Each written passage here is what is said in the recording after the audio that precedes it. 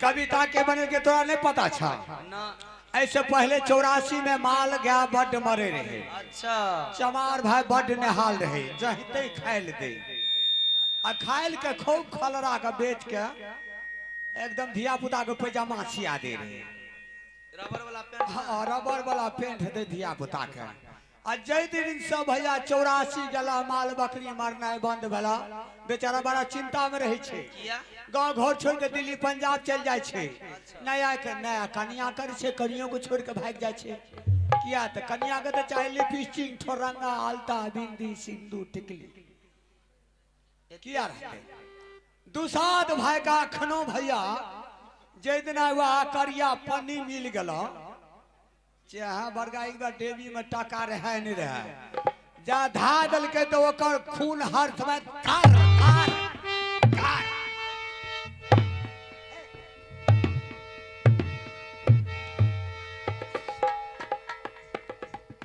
दुसाधा खून छिया। मुसर भाई गला भैया मारे ले मूस आ बिल में दल का हाथ ढल का जहर करे लाश। तोहर गुरु भेले ढोरिया छिया गुरु ढोरिया। मछली का सरदार रहुआ बुआरी का रूप सहाना चाहे चचरा प्यारी का। मछली का सरदार रहुआ बारी का रूप सहाना जाए चचरा प्यारी का।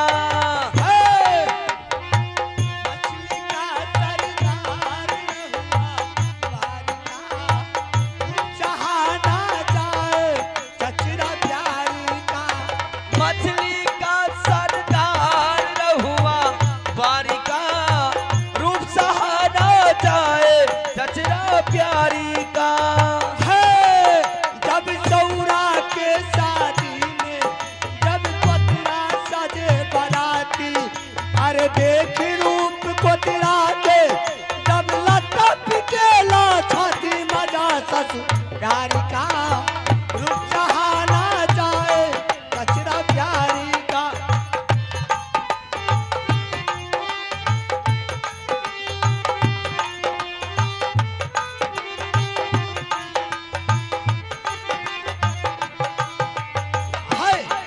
जब पता से पता चलाती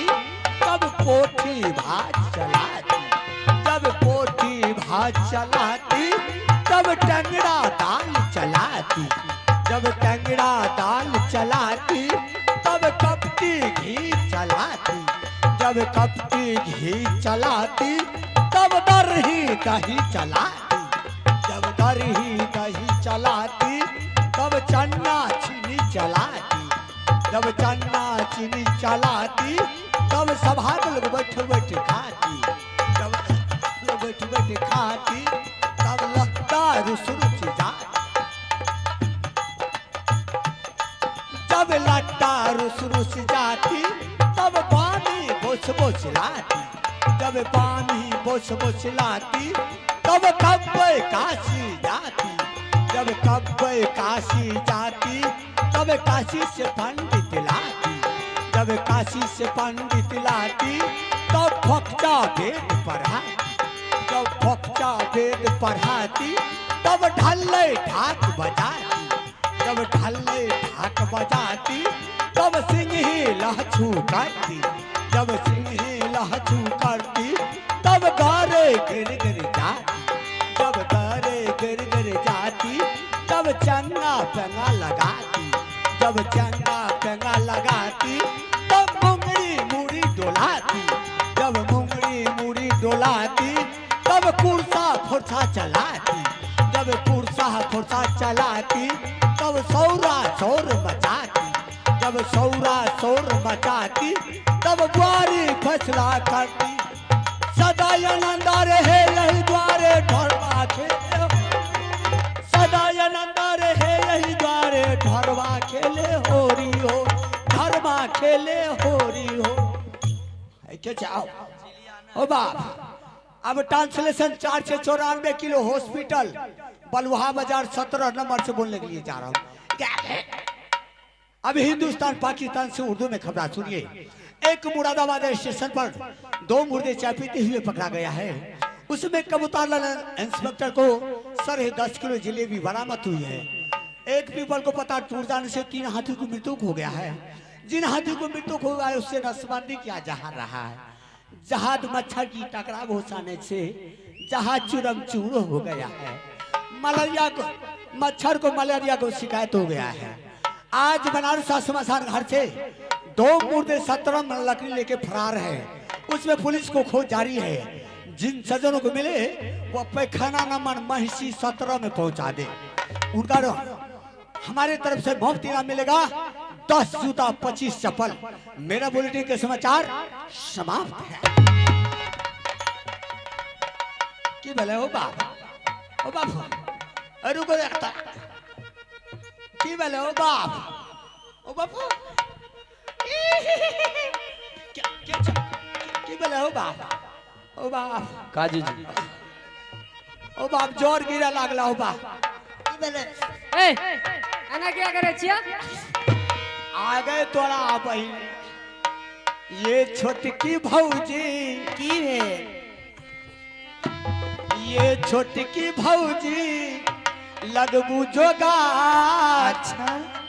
कते दिन हमें है किया? रहबै कुमार। न जान हमरा की भागे लये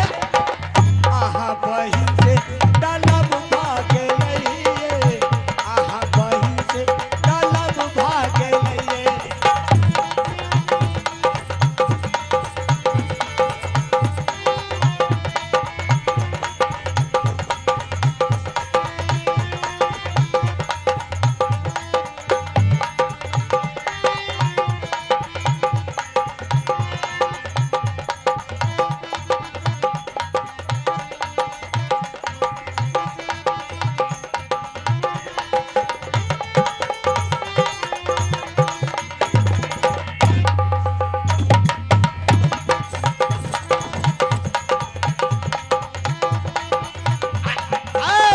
छोटकी भौजी लगबू जोगार। कते दिन हम दुनू रहबै कुमार। न जाने हमरा की भागे लये आहा बहिन से डलब भागे लये आहा बहिन से डलब भागे लये।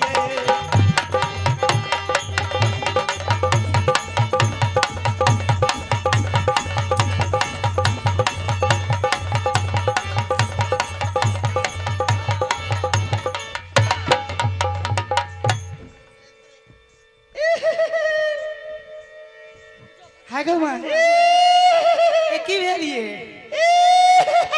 हाय गो मां पकड़ा की भेलिए? पका देगा तोरी बैली के। हाय गो मां ओ बाप केला के घोर गिर पड़ले। ए की भेलिए? एक हरामजादी अरे आऊ लसै ओ गेलिए। बाप एक हरामजादी पकड़े छी तू गैर महा। एकर फुटा कनु हाथ धा दै छी। ओरा कहलियो केला के गाछ पर देल की गैर महा दे।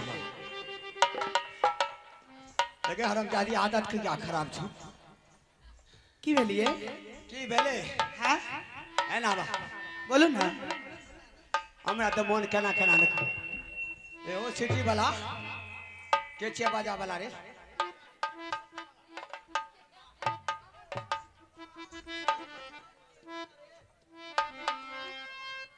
अरे छोट केला कहां सैया छोट वीर चया बाराती दिला गेला बलमा धीरे धीरे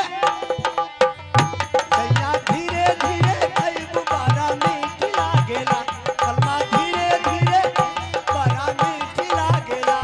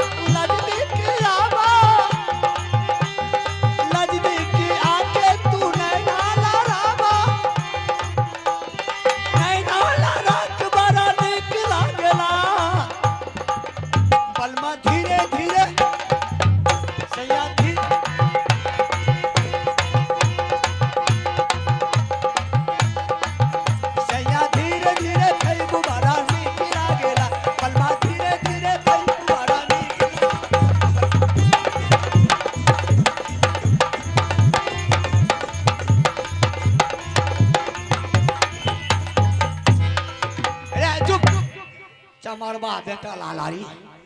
रे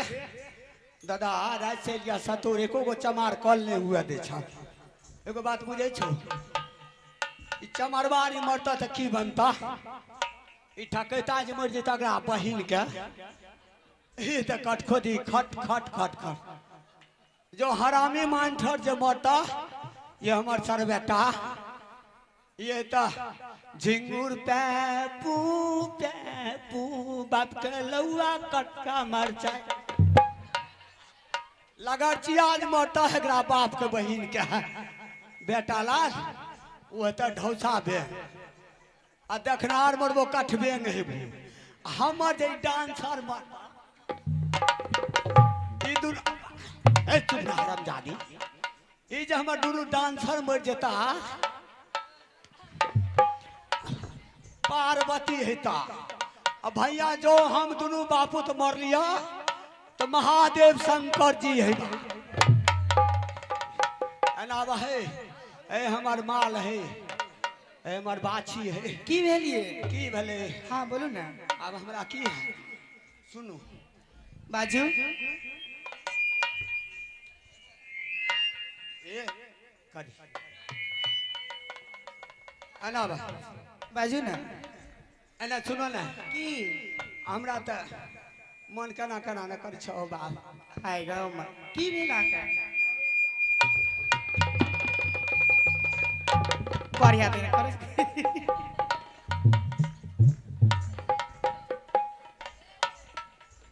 आये ए हाँ बाजू नहीं है अहाँ दोनों जे बहन एलिए है ना दोनों कुमारे छी हाँ दोनों कुमारे छी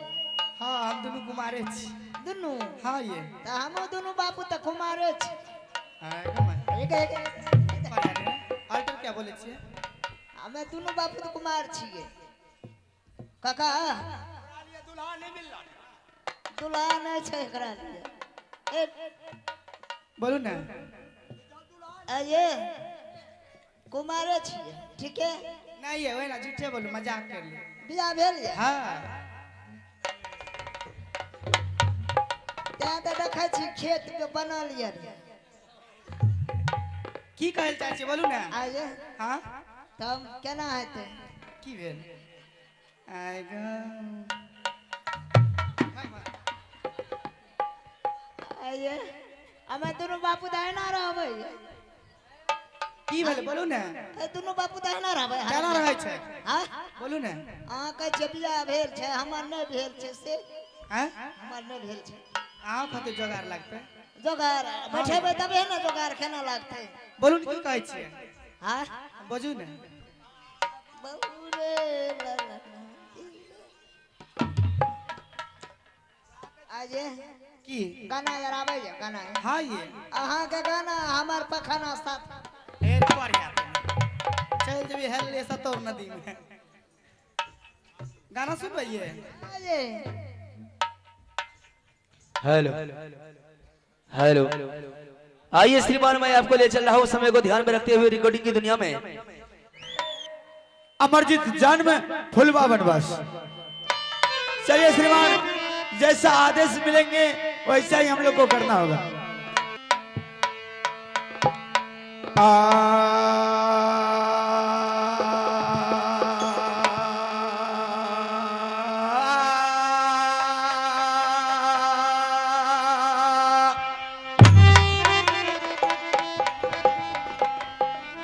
सदा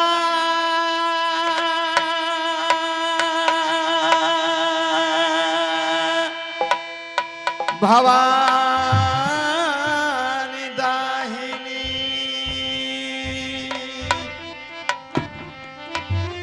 ए जिसन मुखर है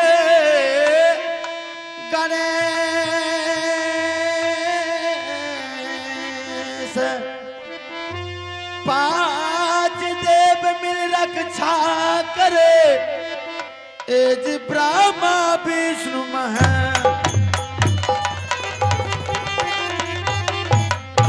एज नाटक करू बखान धन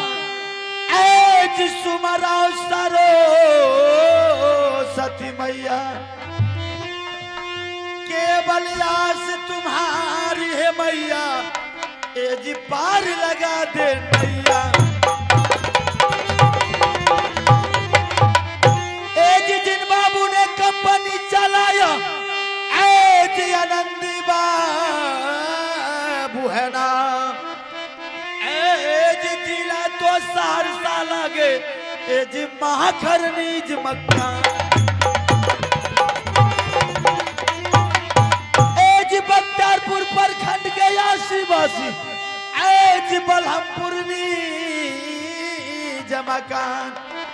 एज जिला तो सहरसा लगे एज संजीव कुमार है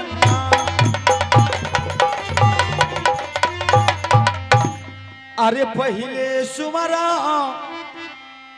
गौरी गणेश को राम हो सुमरा अयोध्या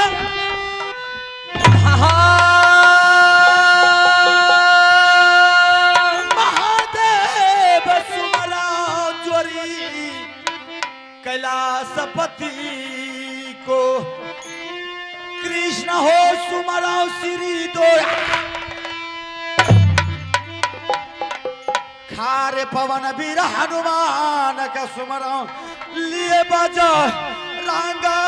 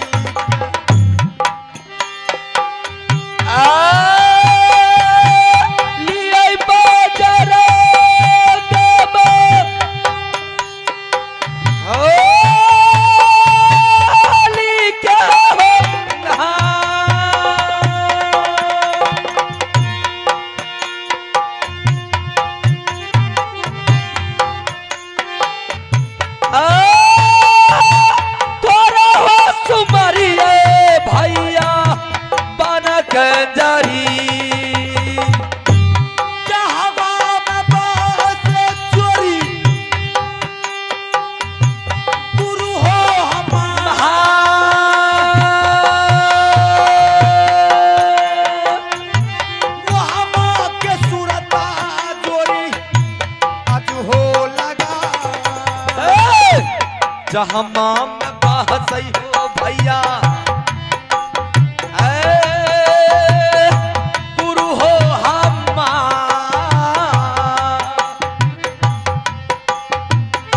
वाह के सुरता हो भैया जाजू हो लगे गुरु या बसूनी आया बड़ा सिंगरा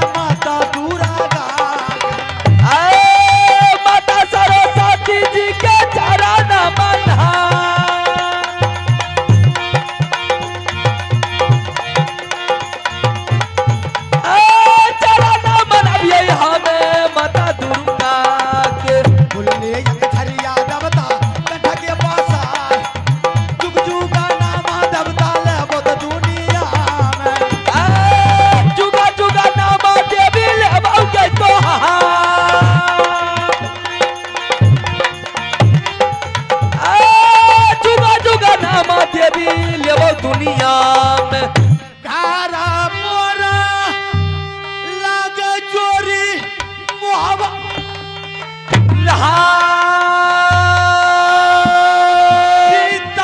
पिताजी के नाम लागे राजा जा सरसी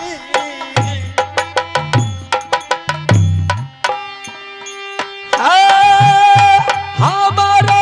माता माया बाबा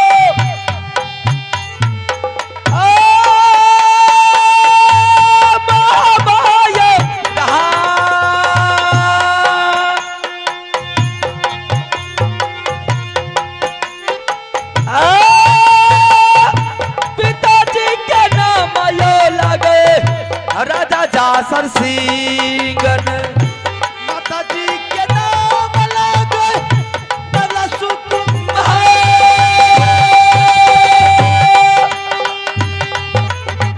बहिनी के नाम लागे चंद्रावती जाई जिनका रा ससुरा लागे कीनत बादुगार माता के नाम जब लायो कहला बहिन के नाम रानी चंद्रावती लाग छठा का भैयारी लागे रुदल बाबुआ सगवा के साथी लागे देवा बानाडी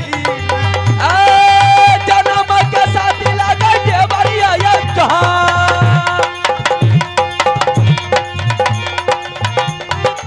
छोटा का दुल्हरुआ भैया बाबू रुदल सिंह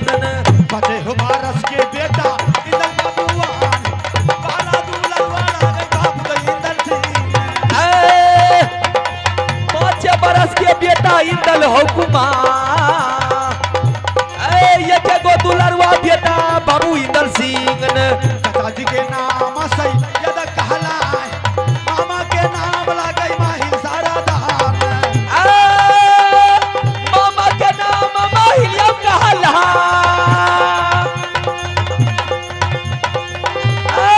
चाचा जी के नाम लागे तारा सही याद हमरो नाम यला बाबुआन आज तो बेटा यो राजपूत हमरो नाम आयल हो सरदार ऐसे बढ़िया हो जब दरबार में अरे अरे अरे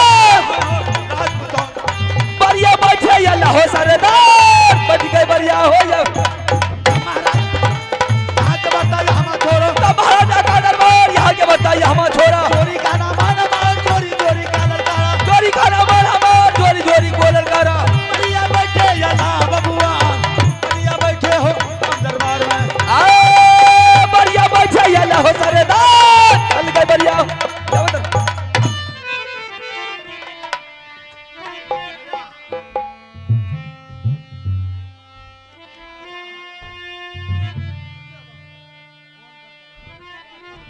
सुमरो गौरी गणेश को रामा हो सुमरा अयोध्या हो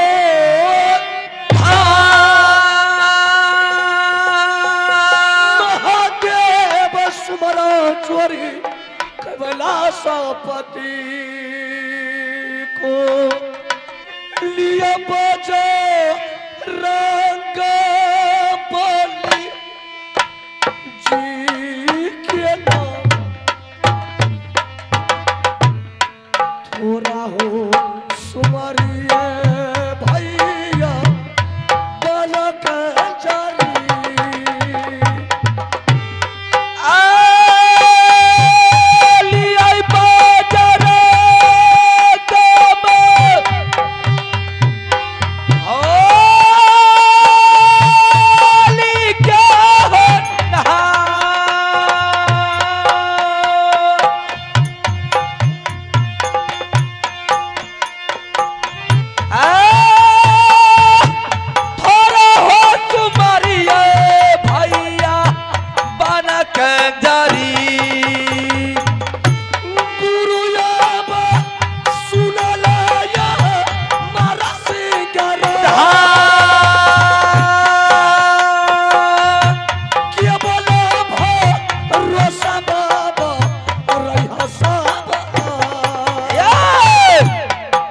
यहाँ बसुना लाया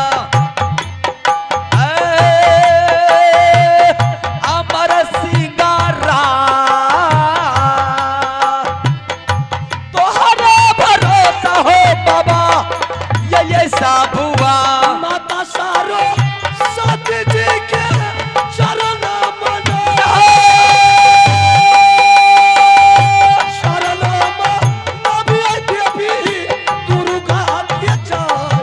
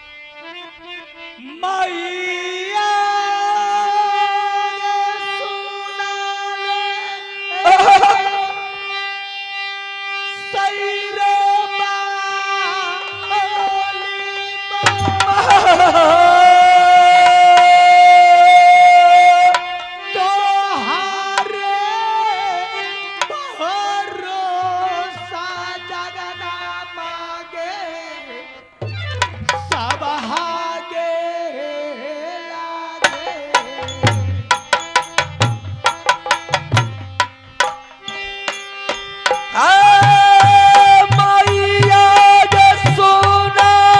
ले सायरा बाली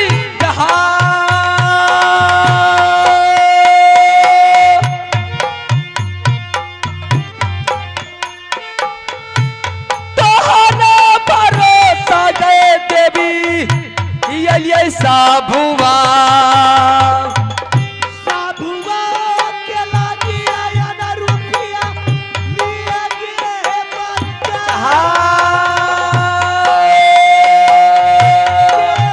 भरोसा दे देवी जब गई तो साबुआ के लहजा है देवी लिहो है बच्चा लदिया बचाई है देवी हरे साबुआ मैया सारो सती जी के चरण मन है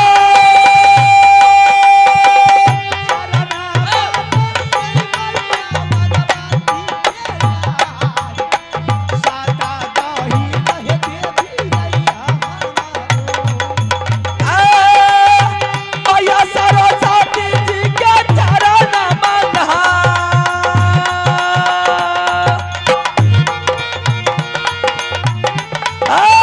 चरण मनबियै हमें माता दुर्गा के बाबू ये भैया सबके करना ये माना करना बाबू ये भैया सबके चरण मना चरण मनबियै हमें माता दुर्गा के सबके चरण में बाबू शीशा ये लबा शीशा लबा सबा सबके चरण में बाबू छिमाया लभा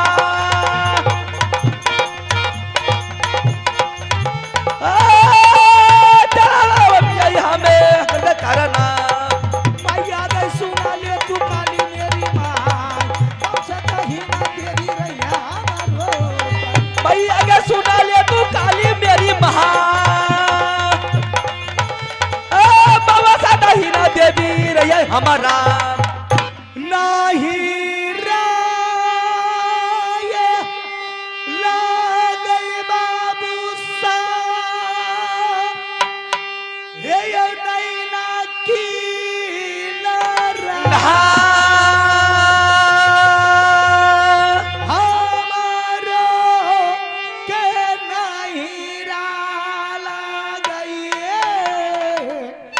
किला नाई ना घरवा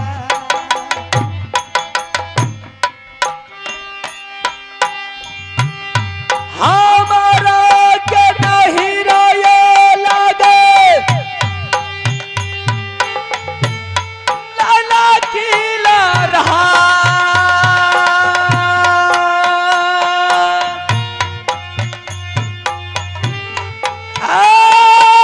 हमारा के नहीं रोए लगे हरे नाई ना पिताजी के नाम राजा चरण लखा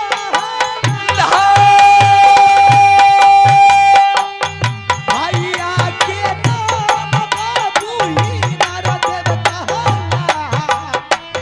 हमारो के नाम ये रामी सोना ये पिताजी के नाम चंदलिया कहला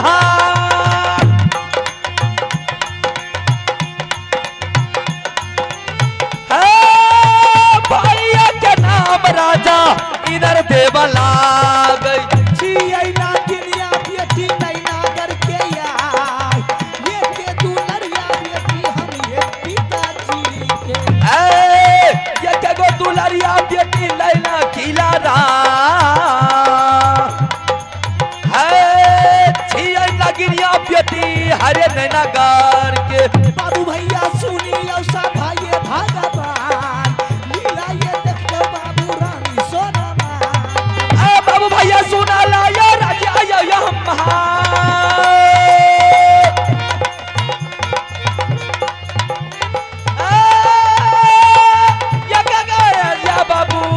हमारा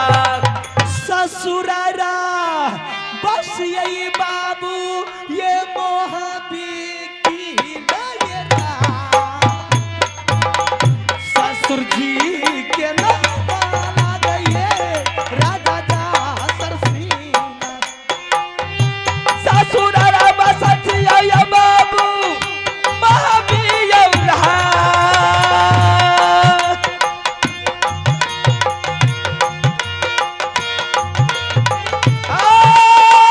ससुर जी के नाम लागे राजा जासर सिंगन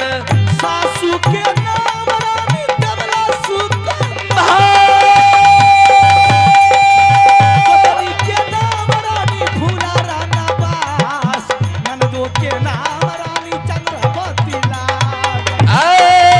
सास के नाम जब लायो कहला ननदो के नाम लगे रानी चंदनान देवर के नाम रुदलिए बाबुआन जलमई के साथी देवा पंडित लागे देवरा के नाम रुदलिया बाबू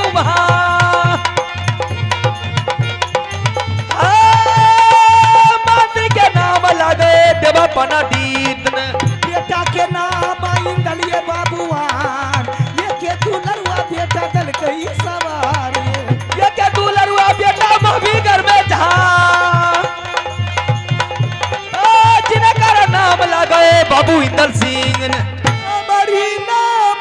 सोना ये सुकुमार बैठे फेंकिए नैना रानी हमरो नाम सोना ये बहला चल गई बेटी ये रंग बहलई के सुनो के काली माँ दुर्गा सुमरो ये बखरी रानी चल गए सोना सोना बेटा चल गए सोना ये है मान लो बजरंग बली का नाम कृपा हो गई जगदम्बा के लो बजरंगबली का नाम कृपा हो गई घरवाली के में बोलो 42 कोस लाता से सोना भागई माता सुने काली माई काली है कलकत्ते वाली दुर्गा के महल भी के जाय कापलनिया रानी सनवा के चल गए सोना महल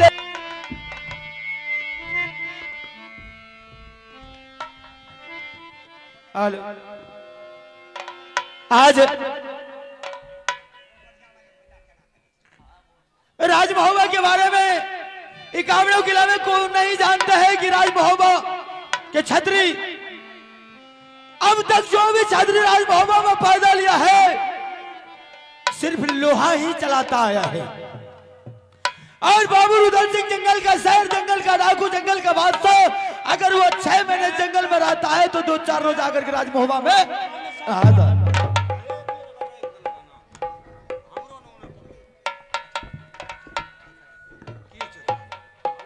फिर भी रुदल सिंह को जंगल से प्यार और राज मोहब्बत से इनकार रहता है लेकिन आज बाबू रुदल सिंह ये हथियार चलाने में तेगा चलाने में बहुत वीर बलवान कहला रहा हो सकता है आगे चल करके बाबू रुदल सिंह का अवस्था गिर जाने के बाद कोई न कोई राज महोबा में तेगा चलाने वाले छतरी तो होना चाहिए इसलिए मैं अपने बेटे इंदल सिंह को बुला करके मैं अपना कमर के तलवार खींच करके इंदल सिंह के हाथों में थमा देते ताकि तुम भी अपने चाचा के तरह वीर बलवान और तेगावान बनो। हेलो हेलो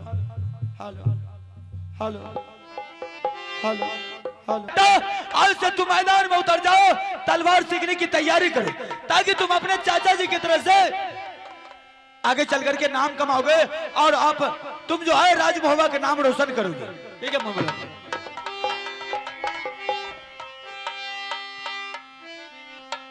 बाबू है रे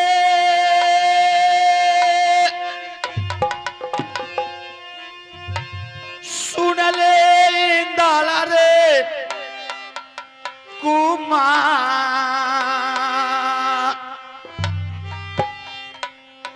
ये कबीर मूला काता दुलरा रे कर ले रे पिताजी से बेटा है रे सुन ले डाला रे कुमार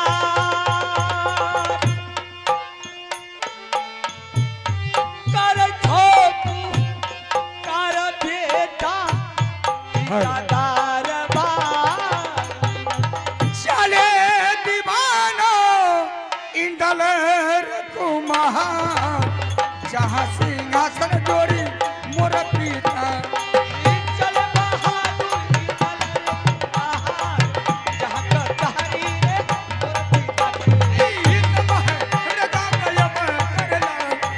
कुर्सी कुर्सी जोड़ी मोर जाना श्री बरिया चले बहाबरी जा जहाँ का तहरी रे और पिता के परिया चढ़ाइए छुटा की बरतान के जो बारह जोड़ी के जो ठार गंगा लौटी बहरे हरी सिटी बंद कीजिए पैना लौटू में हाय करिया पार नाम पिताजी शरण हो तो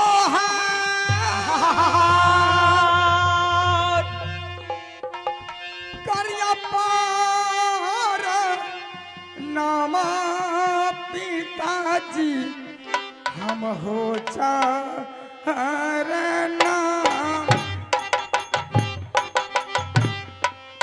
जियो रे दुलारुआ बेटा मोहबारे रहा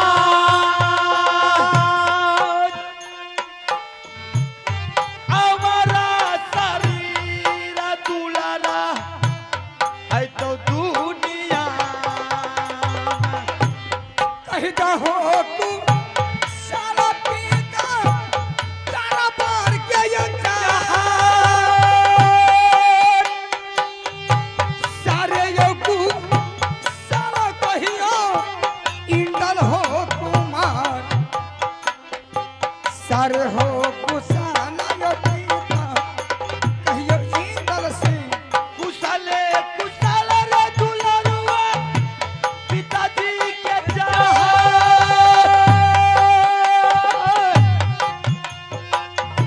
सारा रे कुशल दुलारा दे बहुरे सुनाई सारा रे कुशल दुलारा कहावत को हरा के किनकर मैया दशमी ढलके अपायकार या बली बतैला काय पीता किला मोहबा में जिनकार मैयर दुलरा दसमिया पातार अमली बातई तो दुलरा तोरत पिताजी पिताजी महेंद्र सिंह क्या बात है मैंने रंगमल में सो गए थे आप अब आगे लगाए हमने माल छोड़ के आपकी दरबार हाजिर है क्या बात है इंदर सिंह आज मैंने तुझे बहादुर इसलिए बुलाया हूं कि मैं तुझे कहीं भेजने के लिए चाहता हूं क्या तुम वहां जा सकते हो कहा पिताजी हाँ हाँ मैं तुझे कहीं भेजने के लिए चाहता हूं क्या तुम अपने पिताजी का आदेश को पालन कर सकते हो पिताजी आपका जो वचन चलाने वाला होगा और रखने वाला है तो अवश्य रखेंगे आपका अनुकूल हम अवश्य चलेंगे इंदर सिंह शाबाश बहादुर हर बच्चे को हर औलाद को अपने माँ बाप का वचनों को पालन करना चाहिए अगर जो बच्चा अपने माँ बाप का पालन नहीं करता है तो हरामजादा वही बच्चा अपने आगे चल के नारायण होता इंदर सिंह जी पिताजी आज मैंने बहादुर तुझे इसलिए बुलाया कि आज तुम्हारे पिताजी लड़ने में और हथियार चलाने में योद्धा कहला रहे बड़े बड़े छतरी से बड़े बड़े मुगल पठान से मुकाबला करने के उसके पास में क्षमता है आगे चल करके हो सकता है उसका चौथापन आ जाएगा और बाजुओं में खून गर्म नहीं होकर के ठंडा हो जाएगा हथियार चलाने के लायक नहीं रहेगा तो इक्यावनों किला का छतरी हर वक्त राज महोबा पर लगा रहता है कब ऐसा मौका मिलेगा साले को जला करके शमशान में राख। पिताजी आपका कहना है तेगा और तलवार सीखना इंदर सिंह नहीं नहीं पिताजी अभी मेरा चाचा रुदल सिंह महुआ किला में वर्तमान है ये है तो हमको तेगा चलाने से क्या मतलब है इंदर सिंह हमको तो खेलना धूपना है खाना पीना खाना है ऐसी बात नहीं अरे तुम्हारे चाचा जी सिखा हुआ ये बात बिल्कुल तुम्हारा कहना ठीक है लेकिन बहादुर एक से दो भली अगर तुम्हारे चाचा जी अगर अकेले मैदान में जाएगा लड़ने के लिए हो सकता है दुनिया भर के लोग उसे पराजित कर दे तो कम से कम तुम तेगा की अगर जानकारी रहेगा तो हरमजादा के पास जाकर के उसके देश में जाकर के हमला तो कर सकते हो। इसलिए मैं चाहता हूँ कि आज से मेरे कमर का हथियार लेकर के तुम मैदान में उतर जाओ,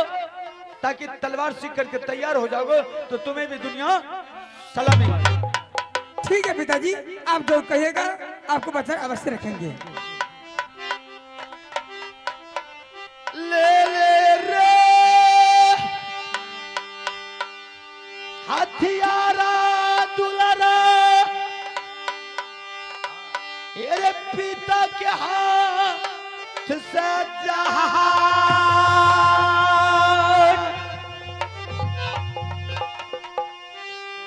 देगा के तैयारी दुलारा करी है रे जंगल तोहरे चनिया पीता कलिए पहरयो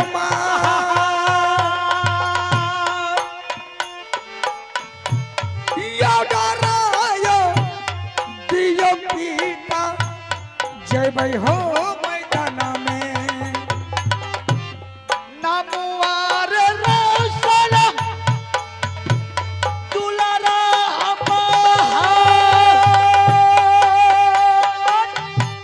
नमवार रोशन करी है मोहबा के रजाई नमवार रोशन करी है कीलत मोहबा दे दाताला पर पीता किनल हो कुमार देगा होसी खाना जय बोल मैदान में यो जा देगा सिखैले यो पीता जत इंद्र सिंगन जयो के रजई और दुलारा मैदाना में जाए तलवार सीखैले दुलारा है के जंगले में करिया पर नाम पीता चारण हो तुहार तोहरे यसी का हो पीता रहते इंद्र सिंह जुगा जुगा जी है दुलारा दुनिया में रह जाए हमारा सारी रा दुलारा है तो दुनिया चाचा हो तू नरुआ बेटा मैदान पीता यो चा चला ये इंद्र सिंह ये अपना यो मैदान अरे तब महाराजा दया बकेला यहाँ के बरता यहाँ छोड़ो चोरी कहना मान मान चोरी चोरी कहना बढ़िया चाले या लाभ भगवान बढ़िया चाले हो हम दरबार के चल अरे यहाँ का चर्चा इंद्र सिंह हे रे ये हमारे छोरा रे ये बबल का चोरी सुनो रे बयान ये रे हर बर चतरा चोरी बाबू रे इंद्र सिंह के हे गे दुर्गा मैया है दरबार बमदही न रहे गे बेटा पर आलो बजर गबली ही करना जतरा बना गई रे बदन हमें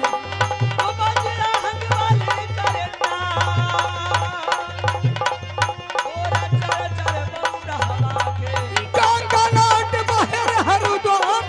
मैना लट जोरे यहाँ मैदान से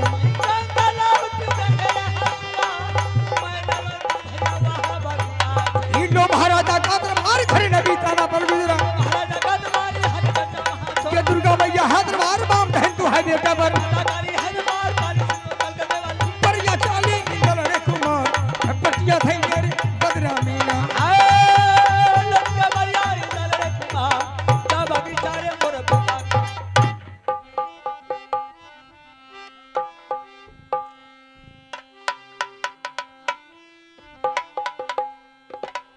हेलो चेक हेलो घर मोरा लागे छै भैया सब हे यौरिया लक्की इलायौरा हमरो मकाम यौ लागे किलाउरिया घर मोरा लागत किला उरियल होरा घर मोरा लागल भैया किला उरिया बेटा के नाम यो बिचन कहाला एके गो दुलारुआ हो बेटा छलयूरियाल में एक गो दुलारुआ हो बेटा उरियल होरा एक गो खलना महा बेटा किला उरियल में एक सौ 51 गो बेटा उगली में मारल हो जाए एक गो दुलारुआ हो बेटा किलाउरियाल में एक जे एक हवन बेटा चुगली में मारल हमार अतयो नाही छोड़य माही चुगली के पारियो बहिनी के नहायो लहा गई देवला सुकुमार जिनकर ससुर हो लागई किला सोरहलीना बहिनी के नाम देवराय महान ओ जिनकर ससुररिया लागई किला सोरहली में यो बरका यो भागिन लागई अलहसरदार छोटा का दुलारुआ भागिन बाबू रुदल सिंहाना इमरत का दुलरुआ भागिन जान हमारा ई छोटा का जे भागिन लागई अब रुदल सिंह गए हे यो हमरो नाम महिला सरदार बरिया राजा है किलाउरिया लगा हमरो नाम महिला सरिया बरिया राजा रे आउरिया कहा तोरा है मरद में हो नाम ये न जाने हो माहिल को ई तब तो ना है महिला मेरे नाम के ना जानी रे है माही आए ना दहिया में मिले हो या राम मंदिर मंदिर को जाना है ना देयो में भैया मिले भैया मंदिर मंदिर को याद जाना मेरा घर किला हुरियल पड़ता है और मेरा ही नाम है माहिल सिंह और मेरा काम है आप लोग शायद जानते ही होंगे क्योंकि मैं आज से माहिल नहीं मैं चारों युग में माहिल हूं सतयुग द्वापर त्रेता कलयुग और मेरा काम है कि बाप बेटा में झगड़ा लगाना भाई भाई में झगड़ा लगाना गोतनी गोतनी में झगड़ा लगाना सास पतहू में झगड़ा लगाना बस मेरा काम है झगड़ा लगाना तो चलो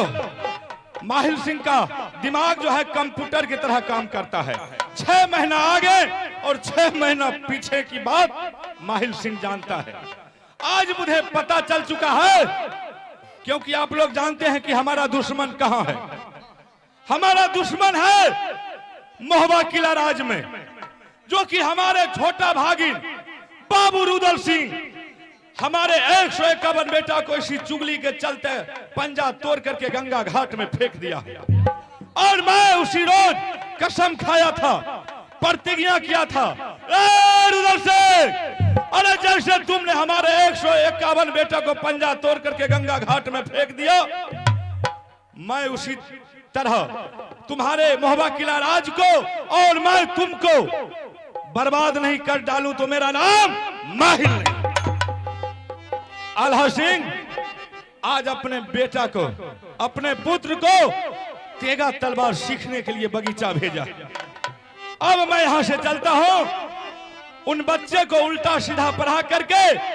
जैसे आल्हा सिंह तेगा सीखने के लिए भेजा है मैं वैसे ही इंदल सिंह को मोहबा किला दरबार में हाजिर करवा करके और आल्हा सिंह के सामने तलवार नहीं फेंकवा दिए तो मेरा नाम माहिल नहीं सबसे पहले मैं बाप बेटा में झगड़ा लगाऊंगा और उसके बाद देखो आगे क्या होता है किया हो रामा, किया हो प्रभु जी। अरे धीरे धीरे रे जातरा माहिल बनाई दल कैयौरा। किया आहो बुधन भैया,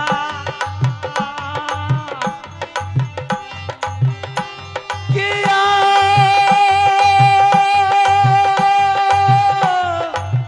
या हो रामा,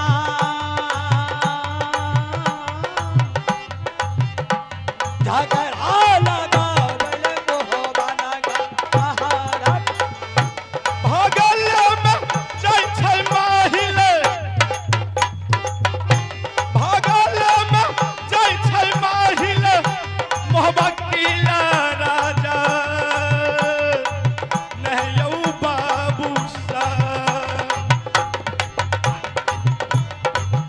चलै माहिल हो मोहबकील राजा। न चुगली लगा बल माहिल, चुगली लगा बल माहिल मोहबकील ना कैला। चुगली लगा बल मोहबाना, ये गधा बधा भैया माहिल, ये गधा बधा भैया माहिल धबन दोसरा। हे यौ सीतारा चलै माहिल हो मोहबकील राजन। हरिया चलब चर माहिल, हरिया चलब चर माहिल मोहबकील ना परमतमा। माहिल मोहबल गरना घोड़ा पर सवारा माहिल, घोड़ा पर सवारा माहिल भय गेलै ना। यौ सीतारा जुमले माहिल हो मोहबकील राजन। चुबिया जगलय माहिल, चुबिया जगलय माहिल मोहबकील लाना हो भोलेनाथ। ऐसे पर काटी उखड़ गया, उसको छोड़ दीजिए। राम राम सुमरन हो करिए राम भगवान जी का, राम भगवान जी का। हर राम राम हो सुनो राम, हर महान के राम महान। राम राम शुभ हो करिए राम भगवान जी के, राम भगवान जी के। राम राम सुनो राम, राम सुमरो प्रभु राम। राम जी लगे 3 बेरा पारन हो, राम राम हो राम जी लगे 3 और कान देश का जोरी छतरी रे रे बगीचा में हल चल मचा। रे चल के देखो वह छतरी के, वह मैदान के बीच में जा।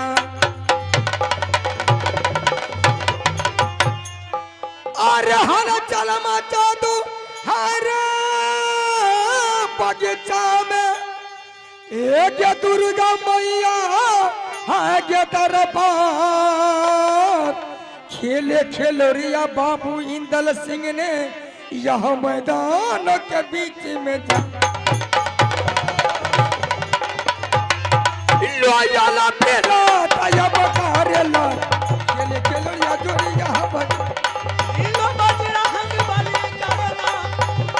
के बलिया भैया यहाँ बगिया। मैया हंगे दरबार, बामा तो हीरा देवी बदना। ये बलिया चाल पर हमारी ना, ये ना जाने बाबू रे वाली के। जोरी कहना मारे हमार, जोरी जोरी भैया धरे न लगा। इना दहिया में भैया मिले रे यारा,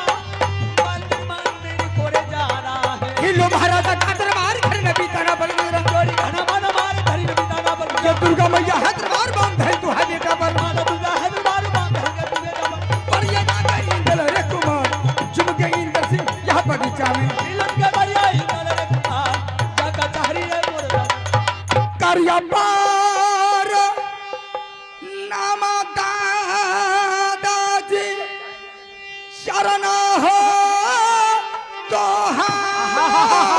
तोहार कल जोरी मिनती दादाजी करिया हो तोहरो शरण जुग जुग जिया पोता रे दुनिया में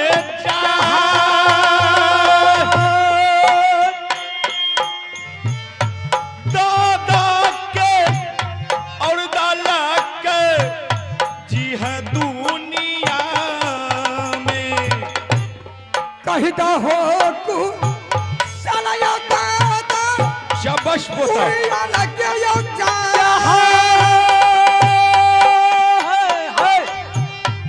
आरो यो कु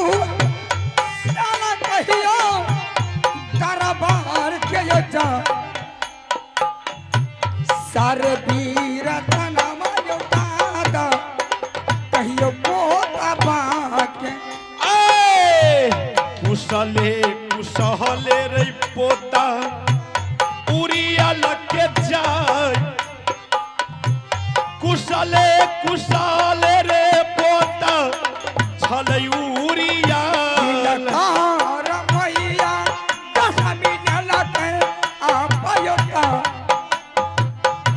यो गली बतला का हो दादा योगली काटी ले भई कि न करो मैया दशमी लतया पता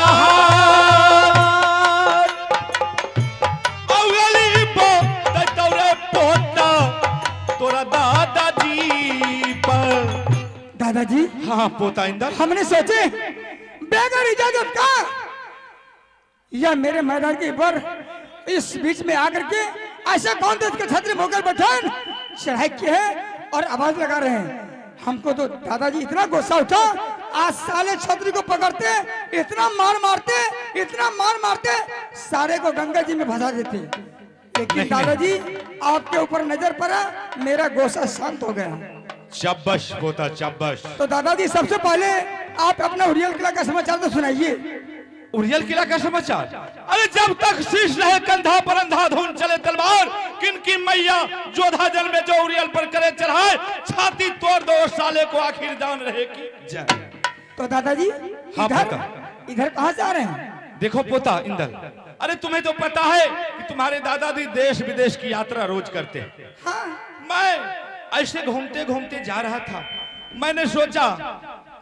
तुमको देखे मैदान में मैंने सोचा कि क्या बात है इस बगीचा में इंदल सिंह आया है मैं इससे थोड़ा मिल लेता हूँ ओ समझ गए आप दूसरे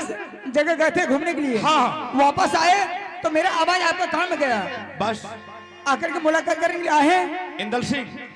तुम एक बात बताओ दादाजी कि तुम्हारे मोहबा किला का समाचार कैसा दादाजी मेरा महा किला का समाचार आपके दिया से ईश्वर के दिया से इस समाज के दिया से बहुत अच्छा है क्या अच्छा है हाँ अच्छा एक बात बताओ कि तुम बगीचा में किस लिए आया बगीचा में हाँ हाँ दादाजी आपको कहने में डर भी लगता है क्या दादा के कहे में डर है दादाजी आपके बारे में मुझे मालूम है मेरा दादाजी एक नंबर का चुगलखोर है नहीं नहीं नहीं नहीं नहीं नहीं नहीं और जब तक मेरे दादाजी चुगली नहीं करते हैं तब तक पेट का दाना हजम नहीं होता है ए देखो यह बात ने कहे छिए अरे चुगली जहिया करे रहिए तहिया आप चुगली यार छोड़ दिलिए हम बुझली नु चुगली यार नहीं करिए नहीं दादाजी चुगली करना आप नहीं छोड़े हैं इसी चुगली के चलते में हमारे चाचा जी जंगीर दो सिंह आपके पास में 100 कम में बेटा था पंजाब खोड़ के गंगा घाट में फेंक दिया वह दिन सदा छोड़ दिलिए बेटा बच गया एक लंगड़ा अभिरचान जो कि अभी वर्तमान है अगर बेटा लगा के दादाजी आप कसम खाएंगे तब तो हम विश्वास करेंगे जो दादाजी चुगली करना छोड़ दिए ना तो नहीं करेंगे अच्छा तो नंगरा पर सबके टिकान छो ना अच्छा ठीक है इंदल सिंह अगर हम कसम खा लेंगे तो तुमको विश्वास हो जाएगा कि दादाजी चुगली छोड़ दिया हाँ तब मैं जैसे कहूंगा तुम वैसे कर लो कैसे करेंगे ठीक है देखो इंदल सिंह अगर तुम्हारे दादाजी इस बगीचा में आकर के तुम्हारे सामने अगर कोई झूठ बोलने के लिए आए होंगे, चाहे चुगली करने के लिए आए होंगे, तो वो जो नंगरा अभिचन है वो खत्म हो जाए। दादाजी अब मुझे विश्वास हो गया, मेरा दादाजी चुगली करना छोड़ दिए। चुगली करना ये छोड़, इसीलिए अब की बार देते हट्टा कट्ठा मोटा ताजा हाँ। और अच्छा कपड़ा था। अब की बार आपको ना दिक्कत है हमरा नहीं, लॉकडाउन में कत्ते परेशानी भेले, हमरा कहियो न कोनो दिक्कत, कोई दिक्कत नहीं। कोई दिक्कत। तो दादाजी अब मुझे विश्वास हुआ, मेरा दादाजी चुगली करना छोड़ दिए। अच्छा पोता इंदल, तुम पहले बताओ कि तुम बगीचा में किस लिए आया? दादाजी मुझे पिताजी ने बुलाया, हम दरबार गए। अच्छा, पिताजी का कहना हुआ, इंदल सिंह यह मेरा हाथ का तलवार जो है यह लेकर के चले जाओ, तुम्हें बेटा मैदान में सीखने के लिए, सीख करके तैयारी हो जाओगे तो महुआ किला का रोशन आगे बढ़ेंगे। तो हमने पिताजी को बोले, पिताजी यह तेगा तलवार क्या मुझे सिखा रहे हैं? अभी महुआ किला में मेरा चाचा बाबू रुद्र सिंह वर्तमान है, ये तेगा तलवार चलाने वाले, तो हमको सीखने से क्या मतलब है? तो अभी मेरे पिताजी ने कहा, इंदल सिंह अरे सीखो, सीखना हो जाएगा तो आगे चल के कोई काम कर सकते हो। भाई साहब एक बात हम तोरा से पूछे छियो, ई राइफल बंदूक चला के नाम रोशन करे छे आ कि पढ़ लिख के कोनो सर्विस क्या के लोग नाम रोशन करे छे? से ने कतेक बुधियार हमर भगना छे आल्हा सिंह जो कि पढ़ल लिखल छे आ फिर भी मूर्ख छे। रे पोता हाँ दादा। इधर आ। अरे तोरे पिताजी को दिमाग नहीं है तो कम से कम तुम्हारे पास तो कुछ दिमाग है। दादाजी मेरा दिमाग पिताजी यही दिया है, यह तलवार दिया है, जाओ मैदान में सीखो। बात करता हूं। इंदल सिंह तुम ऐसा काम कभी नहीं सोचना, और अगर सोच भी लिया है तो तुम उसको दिल से निकाल दो। अरे तेगा तलवार सीखने से कुछ नहीं होता है, अभी तुम्हारा उम्र है, कोई अच्छा स्कूल में जाकर के पढ़ो लिखो, और पढ़ने लिखने से क्या होता है, आदमी आगे बढ़ता है। हो सकता है कहीं मां सरस्वती के कृपा से उसका दिमाग लड़ गया तो तुमको कहीं सर्विस हो जाएगा, इंजीनियर हो सकता है, डीएम बन सकता है, कलेक्टर बन सकता है, जज बन सकता है। अरे उससे नाम रोशन होता है कि कचिया दबिया चलबे से नाम रोशन है छे। दादाजी पिताजी को आदेश को तो पालन करना ही वो है। तो बेवकूफ छो, ओकरा कुछ बुझाए लाबे छे।